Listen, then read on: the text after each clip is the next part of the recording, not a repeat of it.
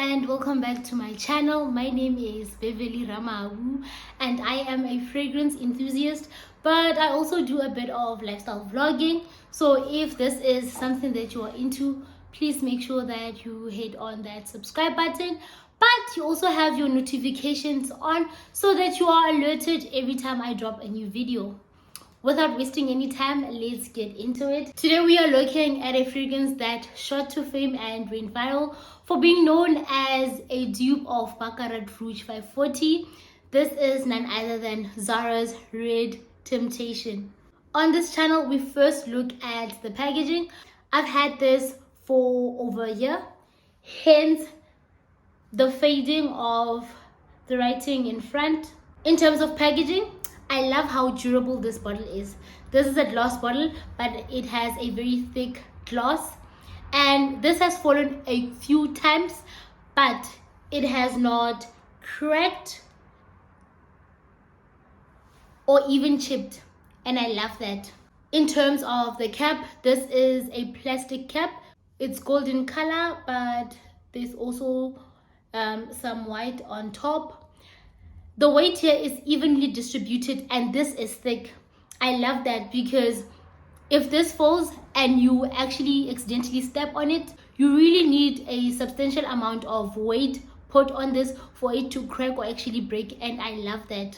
One thing that I usually come across is fragrances that have really flimsy or thin caps. If somehow you break the cap, you leave your fragrance open to actually getting air through the nozzle down into the straw and actually ruining the juice inside. So I always advise that you close your fragrances just to avoid that, and also help with the longevity of the fragrance as well. I also loved that it grips really well. You don't just pop it on top. There's something that actually helps grip it, and this helps because it's not just going to fall off. It has a pretty decent atomizer. I just don't want to spray it because there's so little left. And when I tried to repurchase this fragrance, I found that it was now retailing for 500. The cheapskate in me was like, listen man, this is too expensive. Because when I initially bought this, it was 420 and it had recently increased to 420. Now it's 500. And I'm like, you know, it's okay when you increase the price of a fragrance by like 20-30 rands, but when you always have to go on to the far end and increase it by 80, I just want to fight. I just want to fight Zara, you know. A few years back, I could go into Zara with 1,000 rands and I'd easily walk out with maybe 3-4 sets of fragrances. Sets, the keyword here is sets, meaning there's probably like 2 in each box. Now with 500, you can just easily walk out with two fragrances. I mean, or 1,000. With 1,000 rands, you can easily walk out with 2 fragrances. And I just want to fight them because at this point, they're slowly shifting away from them being affordable.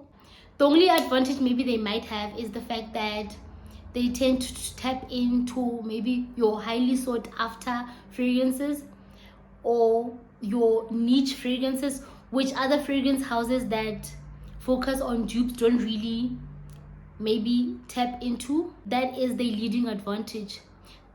Otherwise, yeah, I feel like they're slowly losing their plot. You can't now be charging these mad prices. We tend to also buy from them because of the aesthetics. So yeah, both Baccarat Rouge and Zara's Red Temptation come in at different quantities. The standard size of Red Temptation is 80 ml and retails for 500 rands, while Baccarat Rouge standard size is like 70 ml and retails for around 4,300 rands. But it also depends on where in South Africa you actually buy it. Both these fragrances have similar notes like your saffron and your jasmine, but Red Temptation has a lot more listed notes in it. The top notes here include saffron, coriander, and bitter orange, followed by your hot notes, which are your praline and your jasmine. And then we ended off with your base note, which is your amber, your moss, and your musk. I found this fragrance to be airy and obscurely metallic. For a Zara fragrance, it's okay, man. I can't say it's long lasting, it's okay. It's universally known that Zara fragrances are not that long lasting, you know. When you do buy them, you always know that at the back of your mind. I can't expect this to be on beast mode. Obviously, yes, there are exceptions, but with most of them, they're not that long lasting. I'd say Red Temptation is just okay. It's not on beast mode. When you first spray this on, there's like this piercing alcohol opening before it actually then settles into your top notes. And as much as this fragrance is passionate and alluring, it's also a bit tricky. I think I mentioned that I've had this for over a year, and when I initially bought it, it was because of all this hype around it. And then when I tried it, I was underwhelmed. I was like, yo, Aishem, what did I get myself into? I had to set this aside and try it out a few times. With this fragrance, it's either you love it or you hate it from the first whiff.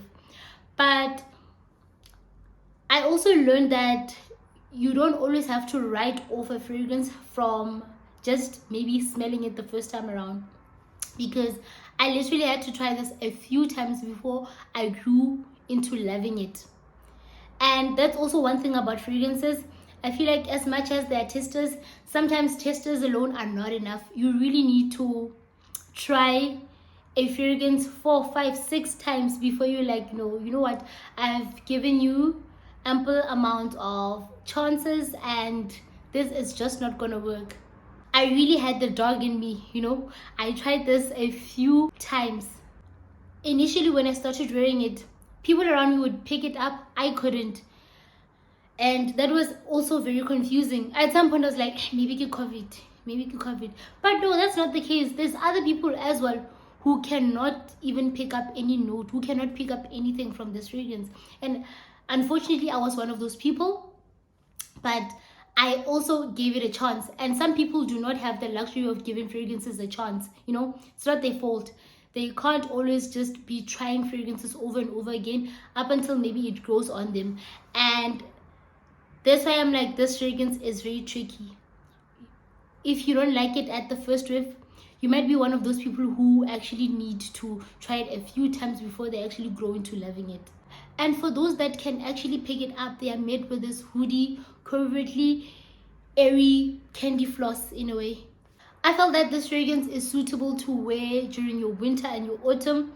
We're now getting into spring, but I feel like I can still stretch it in around spring. And for me, I made this my leisure scent. And I think although it's aimed at women, you can stretch it a bit and even extend it to unisex. But I feel like your male counterpart would have to maybe have a certain aesthetic to be able to actually pull this fragrance off.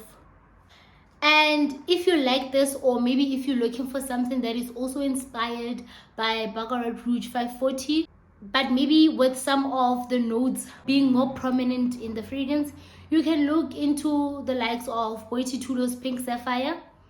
That fragrance has a heavier candy floss and tangerine in it, which is a lot more sweeter, unlike the Red Temptation, which has your bitter orange. And the candy floss in your Red Temptation, it's airy, you know. And also Red Temptation has this thing of being obscurely metallic. I don't know, I can't put my finger on it, but at times there's sort of like this metallic note that you can pick up and you're like, then it disappears as well, but it's there. Maybe if you're not a fan of that, but you still liked the Red Temptation, you can look into the likes of Boity Pink Sapphire and try it out. Otherwise, guys, thank you so much for watching up until the end. Love and light. Mwah!